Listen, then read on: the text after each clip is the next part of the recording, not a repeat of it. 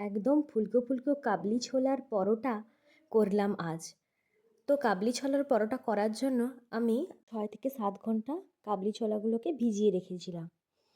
এরপরে ছোলাগুলোকে আমি প্রেসার কুকারে 3টা সিটি দিয়ে দিয়েছি। তো ছোলাগুলো খুব সুন্দর সেদ্ধ হয়ে গেছে। আর এই যে খোসাটা আছে, এই খোসাটা যতটা সম্ভব ফেলে দেওয়ার চেষ্টা করেছি। এই খোসাটা ভালো নয় পেটের জন্য, তাই ফেলে দিলাম। খোসাগুলো ছাড়িয়ে মিক্সার গ্রাইন্ডারে পেস্ট করে নিয়েছি। এরপর যেভাবে পরোটাটা মাখানো হয় সেইভাবে মাখিয়ে নিয়েছি।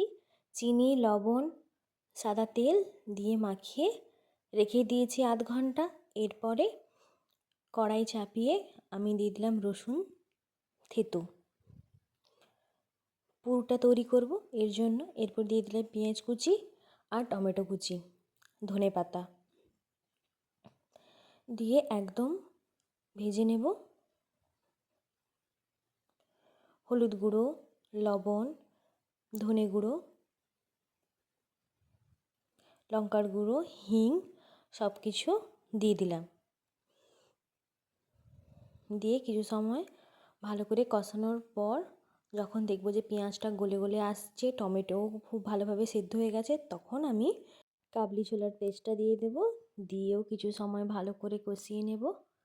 যখন কড়া থেকে পুরটা ছেড়ে ছেড়ে যাবে তখন ভাববো যে আমার পুর একদম রেডি। আমি এখানে গরম মশলা গুঁড়ো দিয়েছি এবং সবশেষে একটু সাদা তেলও দিয়েছি।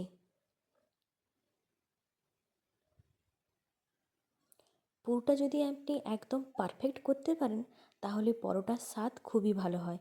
এই পুরেই আছে পরোটার আসল স্বাদ। তাই পুরটা একটু সময় ধরে ভালো করে কষে সমস্ত মশলা দিয়ে করতে হবে।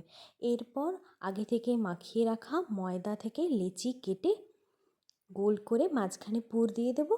দিয়ে সাইড দিয়ে এইভাবে ট্যাপ করে করে গোল করে মুড়ে নেব। তারপর আবার যেইভাবে পরোটা বেলা হয় সেই রকম করে বেলে নেব।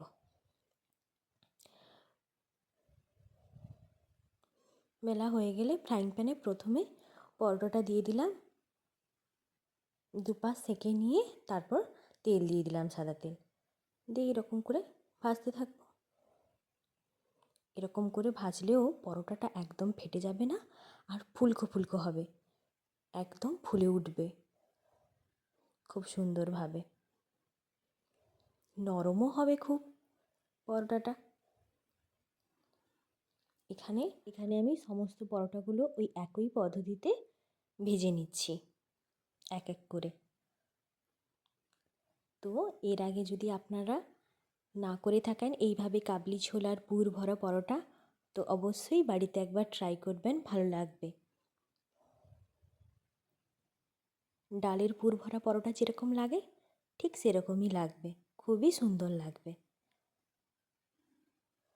এরকমভাবে করলে পরোটাগুলো এক এক করে সবগুলো ফুলে উঠবে আর হয়ে যাবে নরম তুলতুলে কাবলি ছোলার পরোটা। ভিডিওটা শেষ পর্যন্ত দেখার অনুরোধ রইল।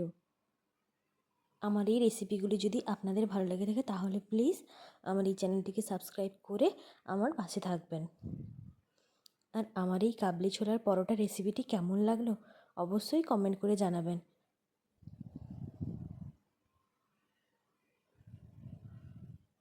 এখনকার মতো টাটা, দেখা হচ্ছে পরবর্তী ভিডিওতে। সবাই সুস্থ থাকুন, ভালো থাকুন।